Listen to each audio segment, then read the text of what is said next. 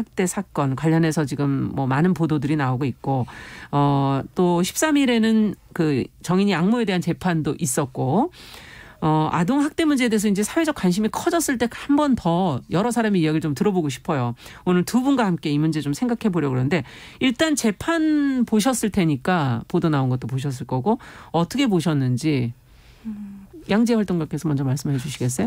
네, 저는 사실 재판 전후의 시위에서나 어떤 정인님의 양모를 비판하는 목소리들에서나 이런 것에서 더 인상 깊게 봤던 것 같아요. 그래서 뭐 이를테면 시위에서 뭐 정인아 미안해 사랑해 뭐 꽃다운 나이에 뭐 이런 이야기들이 문구로 나왔었는데 네. 저는 이런 방식으로 좀 피해자의 이름이 쉽게 호명될 수 있고 또 쉽게 반말로써 이야기될 수 있고 이런 것들이 되게 아동 피해자여서 더 그런 거 아닐까라는 고민이 있었고 예. 그래서 뭔가 이게 어른들이 미안하고 너무도 자극적인 피해 사실이고 이런 것들에 대해 집중을 했을 때 좀 일상적인 아동 학대나 아동 폭력의 구조를 보기 좀 어려울 것 같다라는 고민이 드는 좀 재판이었습니다. 그렇군요. 정말 저희가 보지 못한 부분들을 보셨어요.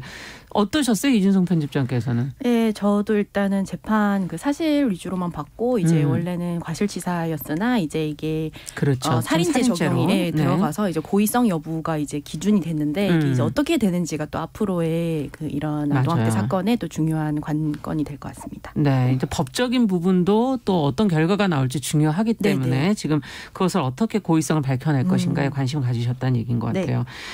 자, 근데 이제 이 아동 학대에 대한 근본적인 문제를 이제 같이 좀 두 분과 고민을 해볼까 하는데요. 우리나라에는 원래 사랑의 매라는 게 있지 않았습니까? 저는 많이 맞고 자랐어요. 저도요. 학교에서 이 사랑의 매를 많이 들어주셨고, 네, 훈육과 학대의 경계가 과연 무엇일까를 저도 어린 시절에 이건 뭐지? 그 고민했었던 그런 기억이 있었는데. 최근에 이제 그나마 민법에서 지금 친권자의 자녀 징계권 조항이 삭제가 됐다는 게 보도가 됐거든요. 그나마 어떻게 보면 진일보했다라고 말할 수는 있겠지만 이 문제에 관해서 이제 근본적인 문제에 대해서 좀 두 분의 얘기를 좀 들어보도록 하죠. 사실 굉장히 의미 있는 변화지만 이게 시작이라고 생각해요. 이제 민법상 징계권이 사라졌으니 정말 체벌을 명목으로 한 아동폭력에 대해 아주 적극적으로 처벌을 해야 한다. 근데 사실 이런 조항이 법적으로 아예 없었던 것도 아니고 아동복지법에 이미 아동에 대한 폭력이 금지되어 있었거든요. 그럼 이거랑 상충되는 거네요, 법이? 네, 상충되어 있었던 거죠. 오래전부터. 근데 그럼에도 여전히 훈육을 위해서 뭐 아이를 공부를 더 잘 시키기 위해서 버릇을 들이기 위해서 체벌이 권장되는 이 문화 자체를 바꾸는 게 굉장히 관건이라고 생각하고요. 좀 나아가서는 부모가 아동에게 어디까지의 권리를 행사할 수 있는가? 이 질문이 중요하다고 생각해요. 네. 이를테면 뭐 민법에서는 부모가 자녀가 살 곳을 지정할 수 있어서 집을 나가면 어디 있는지 추적할 수 있는 권리도 있고 아동복지법에서 원가정 보호 원칙이 있어서 집을 나가면 가정으로 돌아올 수 있도록 지원한다. 이런 것들 때문에 사실 아동학대 피해자들이 그렇게 많이 집에 돌아오게 되는데 이런 부분에서 뭔가 부모의 권리가 어느 정도여야 될까? 에 대한 질문이 필요할 것 같습니다. 네, 생각을 이렇게 구체적으로 해보지는 않아서 이준성 편집장께서는 또 어떻게 보셨어요? 네, 저도 일단은 이 법적인 변화가 중요하다고 생각을 하는 게 자식이라도 때릴 수 없다라는 것은 결국에는 가족이어도 때릴 수 없다가 되고 맞아요. 이것은 또 다른 가정 내 폭력을 용인하지 않는 걸로도 확장이 될 수 있거든요. 지금까지는 이제 내 자식인데 내가 뭐 어떻게 하지 못하냐 이런 식으로 하는 그런 게 있었고 미디어 같은 데서도 이제 그 부모의 폭력을 사랑으로 포장하는 경우가 되게 많았잖아요. 이렇게 뭐 터진 종아리를 만져주면서 눈물 짓고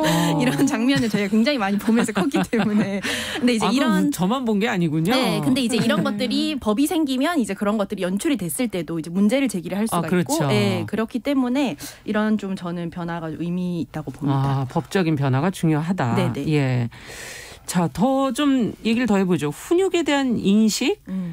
지금 앞서 가정 안에서 아이를 때릴 수 없으면 가족의 누구도 때릴 수 없는 거고 가정 안의 폭력으로 좀 문제를 더 들여다보셨고 별것 아닌 일로 그동안엔 봤거든요. 가정 안에서 일어나는 일은 그 안에서 해결해라. 뭐 경찰을 부른다 해도 그것을 완전하게 해결하지 않고 가정 안의 일로 많이 이제 치부하게 되는데 요즘에 물론 좀 달라지긴 했지만요. 어떻게 보십니까? 이런 가정 문제, 사회 문제 이거 구분이 되어지는 건가요? 이게 그 2018년에 개봉했던 영화 미스백을 보면 이제 아동 학대가 이제 주요 소재인데 아동이 탈출을 해서 경찰서에 직접 찾아가도 경찰들이 이제 다시 돌려보내는 장면이 나와요. 그게 이제 이번에 정의 사건과 마찬가지로 이제 신고가 들어와도 내사가 충분하지 못했던 경우인데 이런 식으로 가정 내의 문제를 어떤 공권력이 개입할 수 없는 사건으로 본다는 것 자체가 굉장히 가장이나 가정의 구성원의 권한을 굉장히 확대해서 보는 시각이거든요. 그렇기 때문에 항상 그 피해자보다는 어떤 가해자의 권리를 중시하는 그런 시각이고 이런 점들이 굉장히 그 피해자를 보호할 수 없고 이 문제를 사적인 공간에 은폐해서 지우는 효과를 내고 있다고 볼 수 있습니다. 그러네. 가해자의 권리를 어떻게 보면 더 강하게 보고 있다. 네. 어떻게 보세요? 양재 활동가께서는. 저는 이 부분에 대해서 그동안 아동 청소년들에게 사생활이 있기는 했었나? 이런 질문들도 있어요. 그러니까 사실 아동 청소년의 일거수일투족을 부모나 학교에서 지시하는 게 너무 익숙해져 있고 그 속에서 사실 학대라는 것이 아주 사소한 것들부터 시작될 수 있다라는 거죠. 그러니까 이를테면 나에게 밥을 주고 잠을 잘 자리 제공해주고 이 모든 것이 부모인 상황에서 아주 작은 통제부터 학대가 침투할 수밖에 없는 상황들에 대한 고민이 있습니다. 아동에게 사생활이 있나? 이런 질문도 지금 처음 들어보는 질문인데 예. 정말 모든 걸 제공하기 때문에 사소한 통제 그것도 너무 쉬워지는. 그 거기서부터 시작될 수도 있다. 지금 그런 의미일 수도 있는 거네요. 네, 그렇죠. 아무래도 좀 어른들과는 다르게 아동에게는 학교 혹은 가정을 제외한 좀 사회적으로 이야기할 수 있고 좀 자신의 지위를 얻을 수 있는 공간이 없잖아요. 그래서 가정이 훨씬 더 절대적이어지는 것 같기도 하고요. 네. 참 정말 힘든 그런 상황인데 자 근본적인 부분에서 본다면 그럼 어떻게 부모가 자신의 권리 행사를 어디까지 하고 아이들을 어디까지 정말 건들지 않고 사생활을 보호해줘야 할 것인가.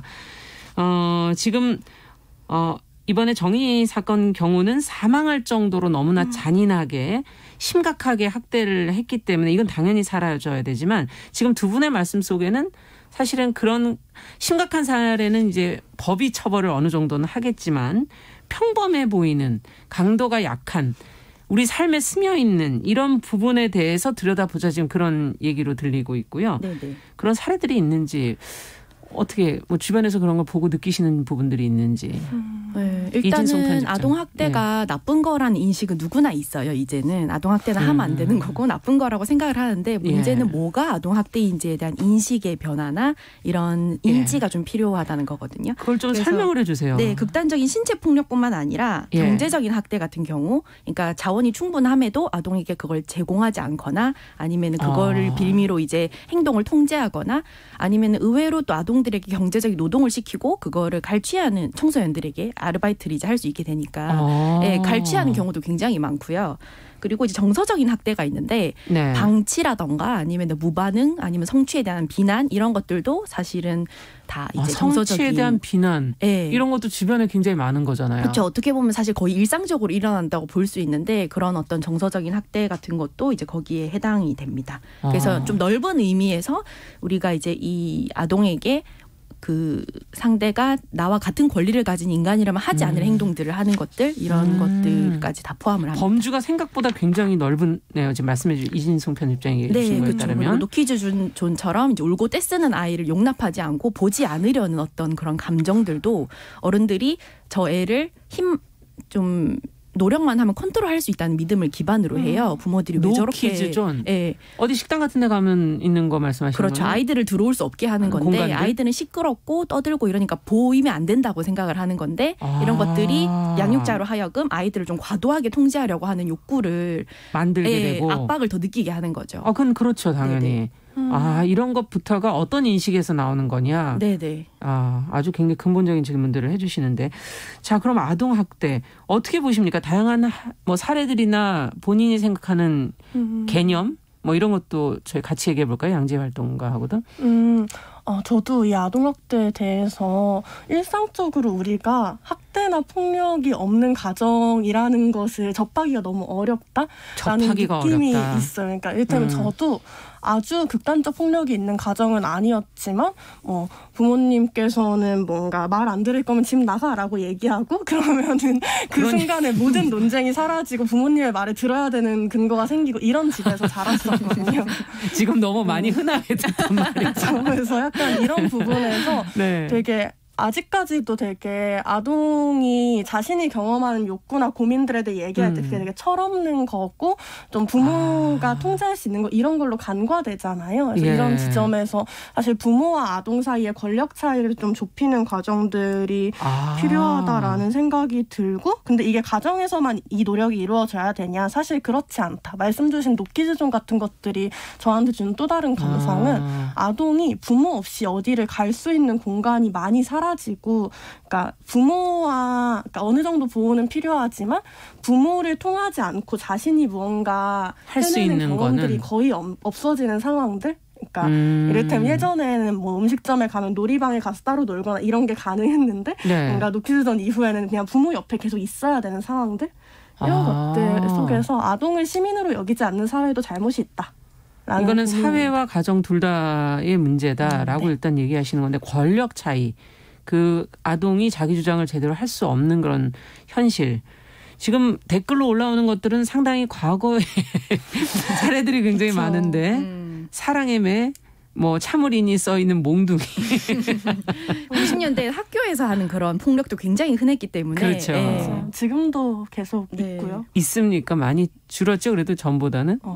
그래도 있군요. 여전히 그 학생인권 조례가 없는 지역에서는 체벌을 하는 학교들이 상당수 있다라고 이야기를 합니다. 학생인권 조례가 없는 학교들의 경우는 네. 지금 고선미님께서는 부모의 의무에 대해서 한번 생각해보는 계기가 됐다. 새로운 가정 변화 인식이 필요하다. 2935번님께서는 지금 너무 가슴 아픈 사건이었는데 임신하고 지금 25일에 출산 예정인데 아유 어떡해요. 어리석은 이 폭력과 훈육이라는 명분 이것은 좀 사라져야 되지 않겠나 이런 생각도 하고 계시고요. 예, 많은 분들이 지금 올려주고 계십니다. 6232번님께서는 아동학대, 학교폭력, 성추행 이런 논란들이 있지만 예전에는 더 심했던 것 같다. 조폭을 네, 꽃으로도 때리지 맙시다. 지금 이렇게 글을 올려주셨는데요. 자, 그러면 저희가 조금 더 문제를 들어가서 보도록 하죠. 지금 아동학대라는 개념도 좀 다시 정립을 했으면 좋겠다. 그리고 아동의 부모와 사이에서의 권력관계도 한번 생각해보자. 이런 지금 얘기들 해주셨는데 그러면 아동을 어떻게 바라볼 것인가. 여기서부터 문제가 풀어져야 될 것 같아요. 네, 청소년들, 아이들 뭐 보호를 받아야 될 필요가 있는 거는 사실이기 때문에 어떤 마음대로 할 수 있는 존재는 또 아니고 어떻게 바라봐야 됩니까? 인식을 지금 여기서부터 제대로 한번 잡아보자. 그럼 양재 활동가부터 이진성 편집장 두 분이 어떻게 이것을 인식을 가져야 될까요?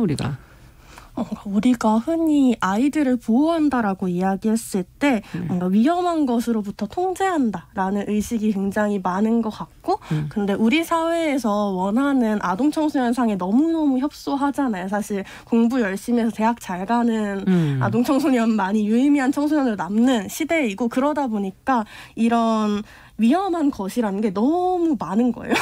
그래서 사실은 부모나 어른의 관점에서 위험하다라고 이야기하고 특정한 것들을 통제하면서 원하는 방식으로 청소년을 길들여내는 방식인데 그런 게 아니라 사실 위험한 것들로부터 스스로 잘 싸울 수 있는 권리라거나 자원을 지원하고 제공해주는 작업들 뭐 이를테면 성에 있어서는 뭐 너네 다 섹스하지 마 이런 방식으로 얘기해 버리는 게 아니라 뭐 피임 도구를 제공한다거나 안전한 어떤 성생활이 뭔지 같이 고민하는 성교육이 있다거나 이런 것들에 대한 논의들이 필요한 것인데 좀 우리 사회에서 보호의 개념이라는 게 되게 통제 혹은 억압 위험한 것을 어떤 기준을 놓고 보느냐에 따라 달라질 수 있다는 거군요.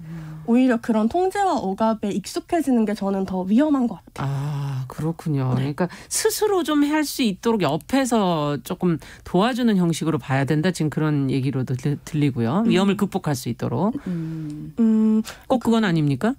그런 지점들도 분명히 있다고 생각하는데 뭔가 도와준다기보다는 좀 더 어떤 권리를 보장할 수 있는 어떤 기반들이 필요하다. 자원들을 대주는 네. 그런 지점들에 좀 더 공감합니다. 네. 자, 그러면은 이진성 편집장께서는 그 얼마 전에 김소영 작가의 어린이라는 세계라는 책이 출간이 됐는데 그 책에서는 이제 아동을 작은 어른이라고 표현을 해요. 그래서 저희도 아동이나 청소년을 볼 때는 작은 어른으로 그냥 존중을 하고 대신에 기준이 본인과 맞지 않는 세계를 살아가는 작은 어른이에요. 뭐 손잡이부터 시작해서 모든 것들이 어른에게 맞춰져 있기 때문에 그래서 그런 부분에서는 이제 좀 이제 배려를 하면서 권리를 보장을 하면서 존중하는 그냥 작은 어른이라고 생각을 하면 많은 문제들이 의외로 쉽게 해결이 되거든요. 네.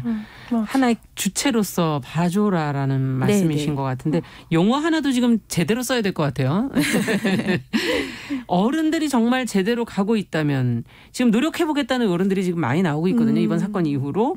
좋은 어른이 너무 부족해서 그런 건가. 어떤 어른이 돼줘야 될까 지금 고민하시는 분들도 있어요. 어른 입장에서도 한번 좀 얘기를 해보죠. 어떻게 해야 될까요?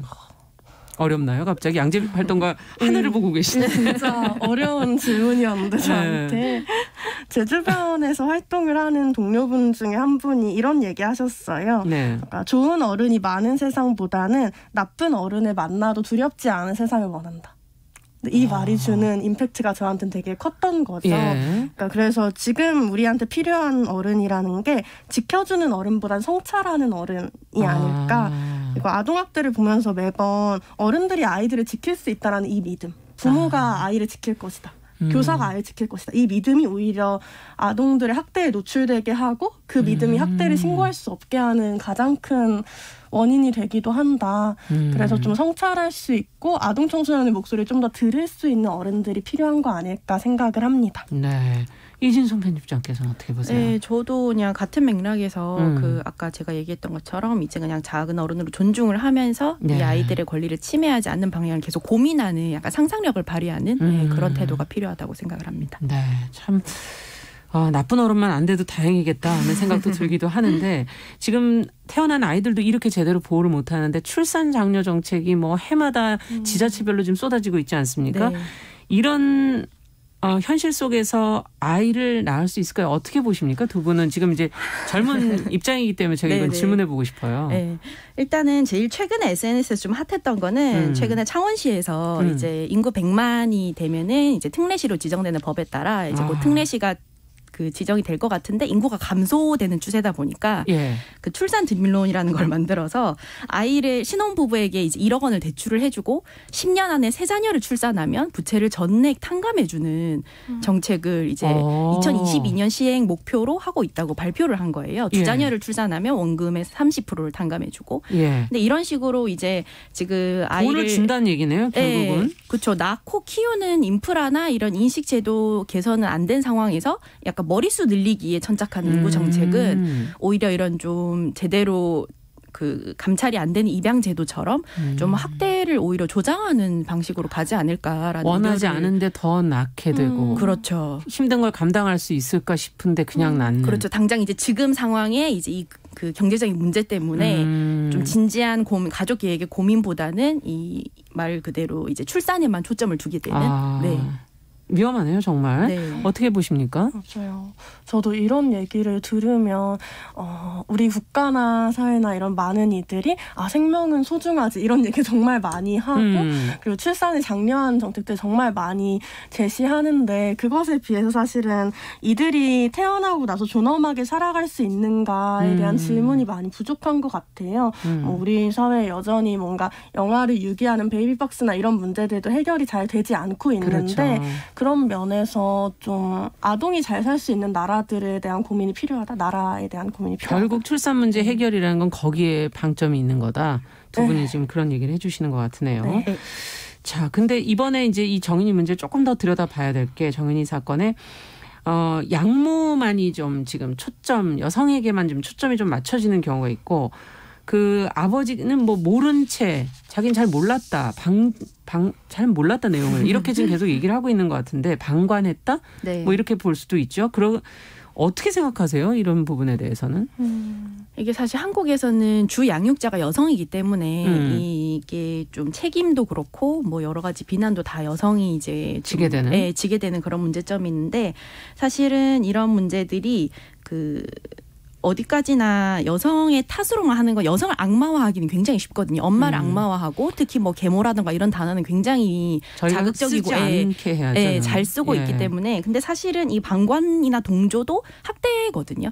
그거를 그 학대를 방조하는 것도 그것도 학대고 이런데 약간 우리나라에서 이제 배드파더스 같은 온라인 사이트를 보면 양육비를 지급하지 않는 그 친부들의 신상을 공개를 하고 있어요. 네. 양육비를 강제하는 법이 제도가 없다 보니까 양육비가 이혼이 늘어나는 상황에서 이런 식의 이제 사적인 제재까지 등장을 하는 거예요. 아이를 키우는 데는 돈이 필요한데 양부들의 이런 방관조차도 사실은 경제적인 학대에 해당을 하거든요. 아까 얘기한. 네네네. 그래서 이런 문제에 대해서 좀 더 하나의 어떤 가해만 보는 게 아니라 그걸 둘러싼 어떤 환경? 학대가 작동하는 그 환경을 봐야 된다라는 얘기입니다. 네. 어떻게 보십니까, 양재 활동가께서? 저 너무 동의하고요. 사실 많은 가정에서 애들 교육은 엄마 몫이지라는 생각이 되게 강하잖아요. 사실 근데 그런 방식으로 하나의 사람이 오롯이 양육을 도맡게 하는 것들 자체도 되게 폭력적 구조이기도 하다고 생각하거든요. 그래서 그런 구조들 속에서 아동폭력도 재생산되고 있다라는 것에 대해서 좀 많이 고민하게 되고 또 말씀하신 또 입양 가정이기 때문에 더더욱이 뭐 이 사람이 모성애가 없어서 그랬을 것이다 이런 추측들도 되게 좀 어떤 입양 가정에 대한 차별적인 시선들 혹은 뭔가 모성애 이데올로기나 뭐 양육에 대한 신화들을 좀 키우는 방식이 아니었나 생각합니다. 네, 여성이 정말 혼자 아이를 키운다는 것도 참 쉬운 일이 아닌데 끝으로 이번에 이런 상황을 보면서 언론 보도에 대해서도 한 말씀씩 들어볼까요? 이진성 편집장부터. 저는 일단 이 방송을 보면서 이게 과연 피해자가 어른이었다면 이렇게 실명과 얼굴을 쉽게 노출했을까라는 생각을 가장 먼저 했고요. 아동의 초상권에 대한 문제 그리고 이런 식으로 실명과 얼굴을 노출함으로써 이 사건을 보도하는 사람들의 어떤 간접적인 트라우마 굉장히 크게 박히잖아요. 그렇죠. 그리고 이런 걸 너무 자세하고 자극적으로 보도하는 과정에서 이제 일어나는 어떤 이게 과연 알 권리가 우선인가 아니면 좀 경쟁적인 보도에 대한 욕심이 우선인가라는 생각을 저는 좀 많이 했습니다. 이 보도를 과연 또 어떻게 해야 될까? 양지 활동가께서는 어떻게?